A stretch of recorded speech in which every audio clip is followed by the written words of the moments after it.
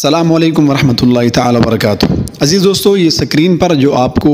ایک صاحب کی تصویر نظر آ رہی ہے جس کے پہلو میں ایک خاتون کھڑی ہیں، پرسوں سے یہ تصویر جو ہے سوشل میڈیا پر وائرل ہوئی اور تقریباً ملین کی تعداد میں لوگوں نے اس کو پوسٹ کیا اور اس پر کمنٹس کیے اور تبصرے جھاڑے اور یہ کہا کہ لاہور کے ایک مفتی تقی ہیں، انہوں نے اپنی شاگردہ کے ساتھ شادی رچا لی ہے اور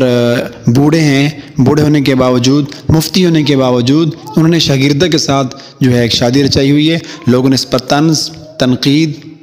عجیب و غریب جملے کسے، مفتیان کرام، علماء کرام کے خلاف نازیبا کلمات کہے گئے اور بدتمیزی کا ایک طوفان برپا تھا۔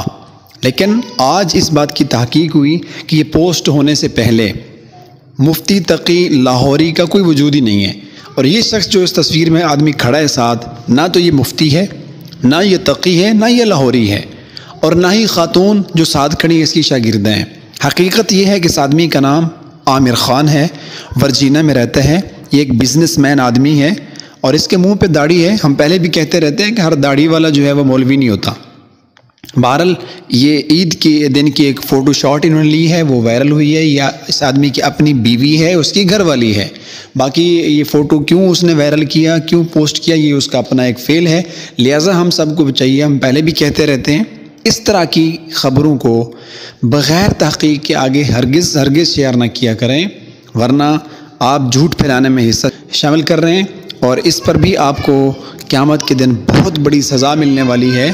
لہذا کوشش کیا کریں کہ اس طرح کی خبروں کو بلا تحقیق مت پھیلایا کریں، کیونکہ اس وقت جو ہے ایک بہت بڑی جماعت، بڑی سوچی سمجھی ایک سازش کے تحت علماء کرام،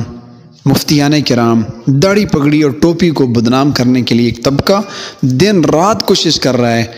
اور ہم جانے انجانے اس بڑی سازش کا حصہ بن رہے ہوتے ہیں۔ ہمارے ایک لمحہ فکری ہے۔